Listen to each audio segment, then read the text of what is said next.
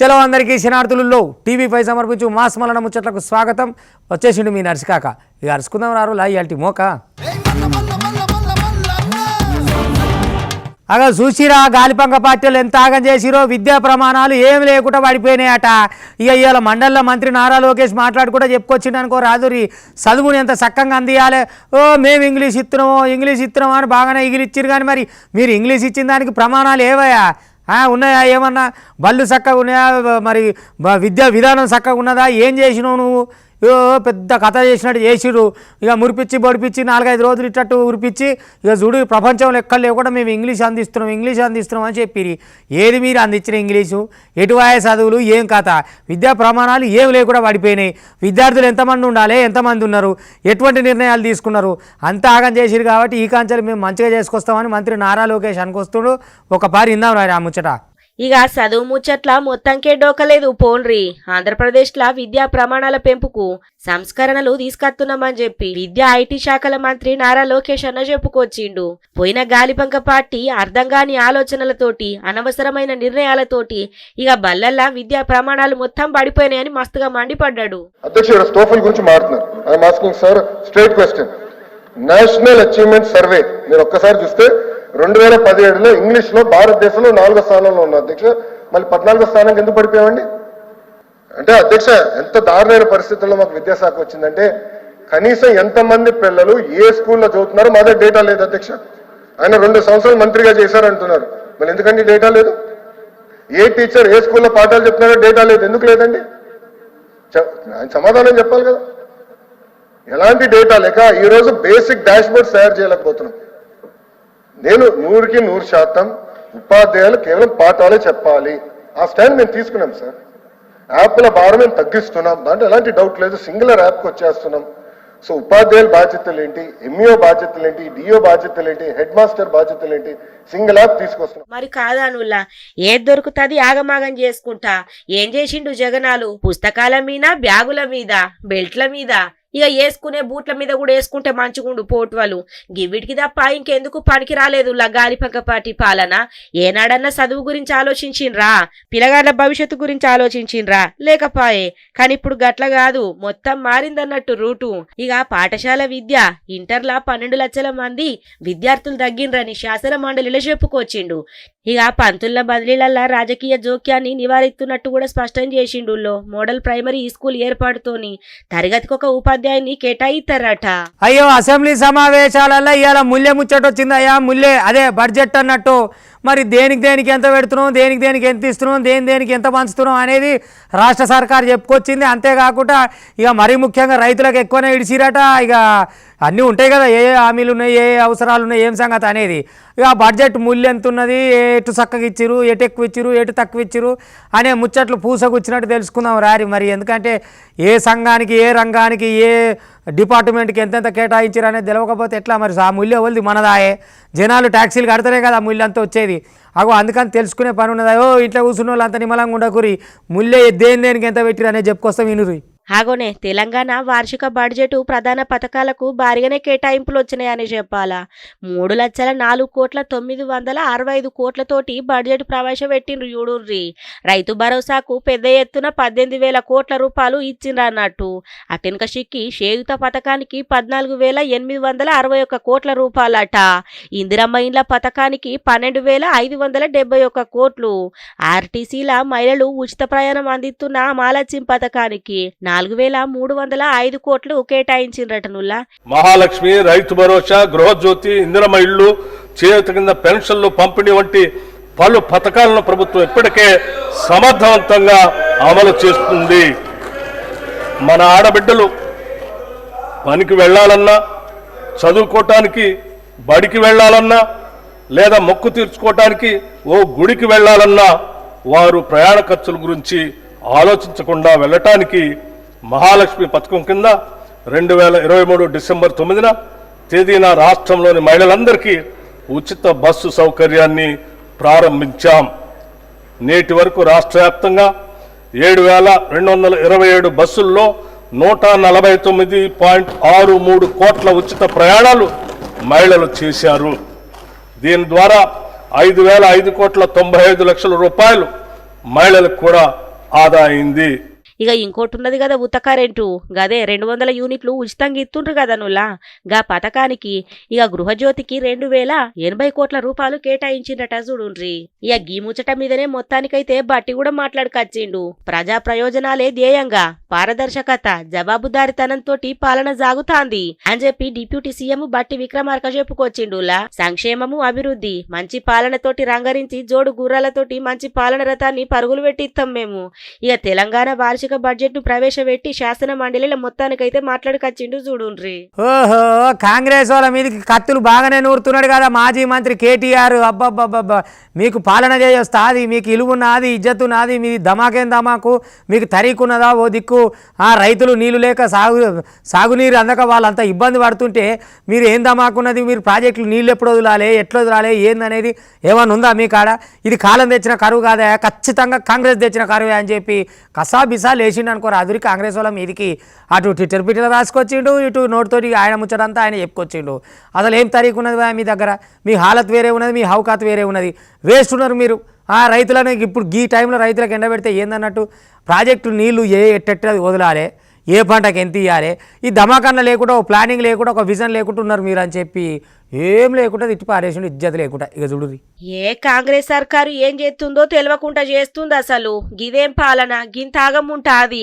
ఓ నీళ్లు చక్కగా లేకపాయే, ఏం చక్కగా లేకపాయే, మాటలతోటి కోటలు కట్టుడు తప్ప ఇళ్ళతోటి ఏం లేదులా అని చెప్పి కాంగ్రెస్ సర్కారు మీద బీఆర్ఎస్ వర్కింగ్ ప్రెసిడెంట్ కేటీఆర్ నిప్పులు జరిగిండు. కాలం తెచ్చిన కరువు కాదు గిది, కాంగ్రెస్ తెచ్చిన కరువు అని మస్తుగా పైరైండు చూడుండ్రి.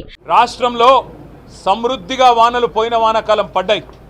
అటు గోదావరి పరివాహక ప్రాంతంలో కానీ ఇటు కృష్ణలో కానీ వర్షాలు సమృద్ధిగా పడ్డాయి. ప్రాజెక్టులన్నిట్లో కూడా నీళ్లు ఉండే. రాష్ట్రాన్ని నడుపుతున్న ముఖ్యమంత్రికి ప్రభుత్వానికి సోయి లేదు, రైతుల మీద ప్రేమ లేదు, పట్టింపు లేకపోవడం వల్ల ఈరోజు వ్యవసాయదారులు రాష్ట్రంలో పూర్తి స్థాయిలో సంక్షోభంలోకి పోయే పరిస్థితి వచ్చింది.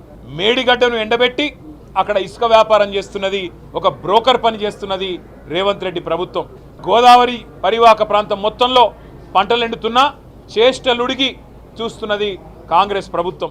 రుణమాఫీ రాక, రైతు బంధు రాక, ఇటు నీళ్ళందక పంటలు ఎండిపోయే పరిస్థితి వచ్చి రైతులు మస్తుగా ఇబ్బందులు పడుతున్నారు అని చెప్పి దండిగా ధ్వజం ఎత్తిండు. ఇక ఇందాం పాండ్రుల్లా రాష్ట్ర వ్యాప్తంగా లక్షలాది ఎకరాల్లో పంటలు ఏవైతే ఎండిపోతా ఉన్నాయో ఆ రైతులకు సంఘీభావంగా వారి యొక్క అవస్థను, వారి యొక్క పరిస్థితిని ప్రభుత్వ దృష్టికి, దున్నపోతు వ్యవహారం చేస్తున్న ఈ ముఖ్యమంత్రి దృష్టికి తీసుకురావడానికే ఎండిపోయిన వరి తీసుకొచ్చి ఈ ప్రభుత్వం కళ్ళు తెరిపించడానికే బీఆర్ఎస్ శాసనసభాపక్షం మొత్తం కూడా రాష్ట్ర రైతాంగం తరపున ఈ వినూత్నమైన నిరసన కార్యక్రమాన్ని తీసుకున్నాం. అగో హిన్నరానుల్లా ఆనల్ బగ్గబడ్డ కూడా ప్రాజెక్టులు నింపలేరు. మేడిగడ్డను ఎండబెట్టి సిగ్గు లేకుండా ఉష్కే దంద చేస్తానని ధ్వజం ఎత్తిండు.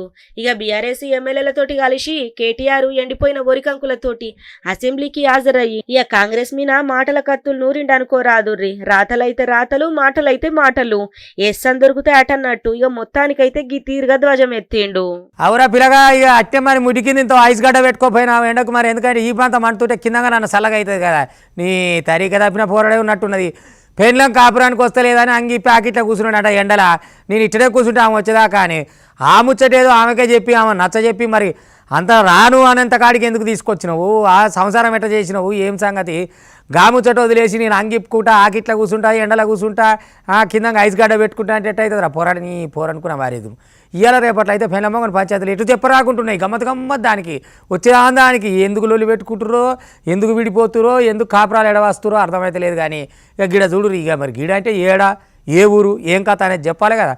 రారి చూపిస్తా పెని పిల్లగాని. ఈ నడుమగి కరీంనగర్ జిల్లా దిక్కు బాగా అల్చల్ చేస్తుండ్రులో భార్యలు కాపురా కత్తలేరని చెప్పి. ఓగోళ్ళేమో టవర్ ఎక్కుతే ఇంకొకోళ్ళేమో చేతులు పోసుకునుడు.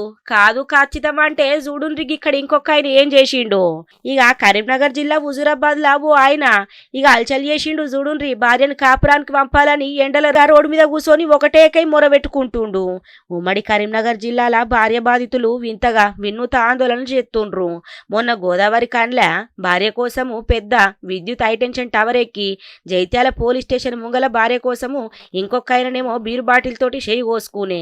ఇక ఇప్పుడు చూసుకుంటేనేమో హుజూరాబాద్ లో రాజు అనేట ఆయన భార్య కోసం ఎర్రటి ఎండల రోడ్డు మీద అర్ధనగ్నంగా కూసున్నాడు చూడుండ్రి. లేచింది నాకు అంటే తలకాయ మొత్తం మైండ్ పనిచేస్తలేదు.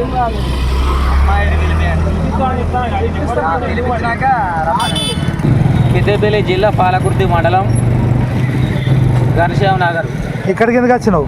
ఇక్కడికి హుజరాబాద్ అమ్మాయిని చేసుకున్నా నేను. ఏం పేరు? వాళ్ళ తండ్రి పేరు సంపంగి దుర్గయ్య, వాళ్ళ తల్లి పేరు సంపంగి నీలమ్మ. కానీ వాళ్ళందరూ కలిసి నన్ను కొట్టిర్రు. కానీ పరిష్కారం అన్నది కొట్టిర్రు, తిట్టిర్రు, ఎన్నో ఇబ్బందులు ఎదుర్కొన్నా. పరిష్కారం అనేది మీరు చేయండి. ఆగో పెద్దపల్లి జిల్లా పాలకుర్తి మండలము ఘనశ్యామ్ నగర్ కి చెందిన రాజు భార్య తల్లిగారు ఊరు హుజూరాబాద్ అని అత్తమామలు కొట్టి భార్యను ఆయనతోటి పంపించకుండా ఇబ్బందులు పెడుతున్నారని ఇక ఈ తీరుగా ఆందోళన వ్యక్తం చేసిండు పాపం రాజు. ఇక భార్యను నాతోటి పంపాలని లేకపోతే అత్త అని చెప్పి ఇక ఇట్లా హెచ్చరించుకొచ్చిండులా. దీంతో స్థానికులు పోలీసులకు ముచ్చట చెప్పంగా పోలీసులు ఆయన టౌన్ కోటకపోయి కౌన్సిలింగ్ ఇచ్చి పంపించిండ్రట. చెవ్వా చెవ్వా చెవ్వా మీరెందుకు కూకురులా పోయి బట్టలన్నీ ఈ పంత చింతపండు చేయకుండా వాడు పంతులా పాపాత్ముడా లేకపోతే ఏంది? లేకపోతే 6-7 తరగతి ఆడిపోరగాల మీద ఆగమాగం చేస్తున్నాడట, సిడుగు చేతలు చేస్తున్నాడట. చదువు చెప్పుర్రా నాయన అంటే ఈ పని ఈ సంకనాకే పనులు ఎందుకు చేస్తారో అర్థం కాదు నాకు. ఈ నడుమ నెరి వస్తున్నాయి అనుకో రాదు రిసోర్ట్ కేసులు. పంతులు పోరగాల పట్ల అసభ్యంగా ప్రవర్తించిర్రు, పంతులు పోరగాల పట్ల అరే ఏం పుడుతుంది? ఎందుకు అవుతురు అట్లా? ఏం సంగతి? మీకు నౌకర్లు ఏమిటికి ఇస్తుర్రు జనాలు? మీరు ఎట్లా చేస్తురు? ఏంది ఇది పత్త అని చెప్పని వాళ్ళ అమ్మ నాయనలకు తెలిసినాక అందరూ వచ్చి రోడ్డు ఎక్కిరట. ఆంచెలు పోలీస్ స్టేషన్ కాడపోయి పోలీస్ టౌన్లో చెప్పిరట పోలీసు వాళ్ళకు. మరి ఇక పోలీసు వాళ్ళు కేసు ఫైల్ చేస్తారా లేకపోతే పిలిపించి మరి వాళ్ళంతా ఇంత చింతపండు షారీ చేస్తారా చూడాలి. కానీ అరే ఏం పంతులు మోపైరు అయిన అడవ మొత్తం ఇట్లా తయారయ్యారు. స్కూల్లో చూడు ఇట్లాంటి కేసులే వస్తున్నాయి. మరి ఎందుకో ఏం కథో? ఇది ఉండే కాలమో పోయే కాలమో మొత్తం కళ్ళకు కామం వచ్చినట్టుందిగా. ఓష్ని పాడుగాను గిసోటి సారగాలని బల్లెకెంచి కాదు ఉద్యోగంలకెంచే తీసి పడేయాలా.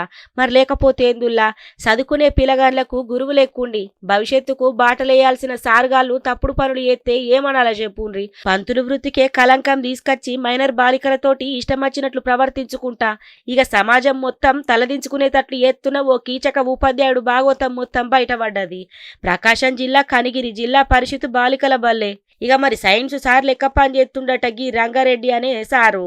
ఇక కొన్ని వద్దుల కాంచెల్లి బళ్ళున్న 6, 7 తరగతి 8 తరగతి పిల్లగాళ్లతోటి ఇష్టం వచ్చినట్టు ప్రవర్తిస్తున్నాడట. అకరాని జాగల దాక్కుంటా ఇష్టం వచ్చిన మాటలతోటి పిల్లగాళ్లను బగ్గ ఇబ్బంది పెడుతున్నాడట. చెప్పుకోలేని మాటలు భరించలేక విద్యార్థులు తల్లిదండ్రులకు ముచ్చట చెప్పిండ్రట. ఇక తల్లిదండ్రులు ముచ్చట తెలుసుకొని ఇక గీ సోడిగాని మీన పోలీస్ టౌన్ లో పోయి ఫిర్యాదు చేసిండ్రట. చూడుండ్రి. గర్ల్స్ హై స్కూల్ నుంచి ఒక టీచర్ మీద కంప్లైంట్ రావడం జరిగింది. చిన్నపిల్లల్ని కొంచెం హరాస్ చేస్తున్నారు అని చెప్పేసి మన నోటీస్లోకి రాగానే ఇమీడియట్గా మనం యాక్షన్ తీసుకోవడం జరిగింది. కంప్లైంట్ కూడా తీసుకుంటున్నాము. చిన్నపిల్లల మీద కానీ మహిళల మీద కానీ ఎటువంటి చిన్న ఇన్సిడెంట్ జరిగినా సరే మనం ఎంత ఒత్తిళ్లు వచ్చినా కూడా దాన్ని తగు చర్యలు తీసుకొని యాజ్ పర్ లా మనం డీల్ చేస్తాము.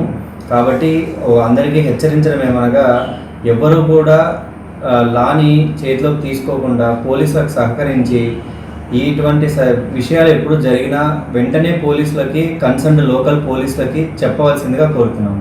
పెద్ద ఎత్తున ప్రజా సంఘాలు నాయకులతోటి కనిగిరి ముస్లిం సోదరులు రోడ్డు మీద కూర్చొని ఆందోళన చేపట్టిండ్రు. ఇంకా పోలీసులు గలను సముదాయించి ఏదింపులకు గురి చేసిన సార్ మీద చట్టపరమైన చర్యలు తీసుకుంటామని హామీ ఇచ్చుడుతోటి ఆందోళన విరమించిండ్రు. గాని గివేం లెక్కలుల్లా ఇలా కథ పాడుగాను. సార్ అంటే ఎట్లుండాలో చెప్పుండ్రి. అట్లా చదువు చెప్పే సార్లంటే దేవుడెనక దేవుడు అంటారు, తల్లిదండ్రుడెనక తల్లిదండ్రులు అంటారు. గిట్లుంటా అది లెక్క. ఈ పాడుగాను ఉలిగడ్డి నడవ సెండెగిరినట్టే గుర్తున్నది కానులా. ఓసారేమో సర్రం అని వందకపోతుంది, ఓసారి జర్రు అని 30కి 20కి వస్తున్నదట. ఇక ఈ కర్నూలు మార్కెట్లో అయితే కథే ఉన్నదట. ఎటు చూడు ఉల్లిగడ్డ ధర పడిపోయి ఇక్కడికి వెళ్ళి అక్కడికి వెళ్ళి ఆఖరికి తెలంగాణకి వెళ్ళి కూడా మార్కెట్కి పోవాలని వేసుకొస్తారు కదా. ఎటు చూసినా ఏమి లేదట. ఉల్లిగడ్డ ధర తగ్గిపోవడంతోటి రైతన్న రంది పట్టుకుంది అనుకో రాదురి. ఇక ఎందుకంటే ఆయన అప్పో చేసి పంట పండించుకుంటారు కదా. తీరా మార్కెట్కి వేసుకపోయినాక ఆడ ధర పడిపోతే ఎంత గుండె పలుతారంటే రైతులు. ఆ బాధ చెప్పవశం కాదనుకో రాదురి. ఉల్లి ధరలు హఠాత్తుగా పడిపోయేసరికి వీళ్ళు భయపడరట. మొన్న 6 నెలల కిందనేమో 100 రూపాయలకు ఎగిరింది కదా, అప్పుడు జర ఆనందపడి ఉంటారు అప్పటి రైతులు. ఈ పంట తీసుకొచ్చేసరికి ఇట్లా అయిపోయాయి. ఇక ఏం చేయాలి ఎట్లా చేయాలని నెత్తికి చేతులు పెట్టుకొని కూర్చున్నారట మార్కెట్లో. ఇక చూడు ఎట్లుంది కథ. ఏం ఉల్లిగడ్డో పో అన్నేసి చూడు నన్నేసి చూడు అని దేంట్లోకి ఉల్లిగడ్డ లేకపోయినా కష్టమేనా. అదే ఉల్లిగడ్డ పండించే రైతుకు ధర లేదా. ఇక ధర లేకపోతే ఇంకా కష్టమా. ఇక ఎట్లా ఎప్పుడు తగ్గుతున్నాయో ఎప్పుడు పెరుగుతున్నాయో కూడా తెలుస్తలేదు చూడుండ్రి. పాపం ఉల్లి రైతులు కొయ్యకుంటేనే కన్నీరు పెడుతున్నారు గీ ధరలతోటి. రాయలసీమల ఉల్లి రైతుల కష్టాలు మామూలుగా లేవుల్లా. రైతులకు అందాల్సిన ఉల్లి ధరలు రోజు రోజుకు పతనమైపోతున్నాయి అనే చెప్పాలా. ఇక ఇప్పుడు కర్నూలు వ్యవసాయ మార్కెట్ కి ఉల్లి పెద్ద ఎత్తున అచ్చుడుతోటి ఇక తెలంగాణ నుంచి కూడా రైతులు దిగుబడులతోటి వస్తాండ్రు. అయినా ధరలు పడిపోవడంతోటి ఉల్లి రైతులు ఆందోళన చెందుతున్నారు పాపం. బయట మార్కెట్లల్లో కిలో ఉల్లి ధర 30 నుంచి 50 రూపాయల దాకా అమ్మగా కూడా మార్కెట్లో మాత్రము న్యాయమైన ధర లేకుండా అన్యాయం జరుగుతున్నదని రైతులు బాగా బాధపడుతుండ్రు చూడుండ్రి. ఉల్లి వేసినాము ధర వస్తుందని బయట అడుగుతూనేమో 15 రూపాయలు 20 రూపాయల కేజీ చెప్తున్నారు. అవును, మార్కెట్కి వస్తేనేమో 4 రూపాయల కేజీ 5 రూపాయల కేజీ అడుగుతున్నారు. ఇప్పుడు మినిమం వచ్చేసి ఆడ ఒక కూలి మంచిని అడగడానికి కూలీలు కోపియానికి పోవాలంటే ఒక కూలి మంచి ఒక ప్యాకెట్కి వస్తుంది. ఒక ప్యాకెట్కి 600 అవుతున్నాయి కోయడానికి. వేసుకురానికి ఇక్కడికి వేసుకురానికి 60 రూపాయలు ఛార్జీ. ఇక్కడ కమిషన్ అంతా వచ్చి మొత్తం కలిస్తే కూడా నష్టం వచ్చింది. ఎండల వలన గడ్డ ఎర్రగా అవుతుంది తెల్లగా అవుతుంది అని చెప్తున్నారు ఇక్కడ సౌకర్యాలు. ఇప్పుడు ఇదే మేము ధరలకి 400కి 500కి ప్యాకెట్ ఇస్తే ఇదే పోయి 800 600 1000 దాకా అమ్ముకుంటున్నారు. బయట వ్యాపారస్తులకే లాభం ఉంది కానీ రైతుకు లాభం లేదు. ఇక గట్టున్నదిలా కథ. పెరిగితే ఓ బాధ, పెరగకుంటే ఓ బాధ. అటు ఇటు కాకుండా నడుమిట్లుంటదంటే కాదు. ఎటు వేసి రైతన్ననే ఆగం కావాలా, రైతన్నకే అన్యాయం కావాలా. కనీస ధర కూడా రాకపోతే పంట వేసుకొని ఎందుకు చెప్పుండ్రి. గిట్లున్నది ఉల్లి ముచ్చట. ధరలు పెరిగి సామాన్య జనాలకు కంట నీరు పెట్టిత్తది ఒక్కో త్యాప. పురాగా తగ్గిపోయి పంట వేసుకున్న రైతన్నలకు కన్నరీలు తెప్పిత్తది. గిట్లున్నది మరి ఉల్లి కథ అంతా. ఇక గివన్నటి వాటి టీవీ5 సమర్పించు మాస్ మలన్న ముచ్చట్లు చూస్తూనే ఉండేది. మళ్ళీ రేపు ఇదివరకు దాకా మీ టీవీ5 ఇగుంటా.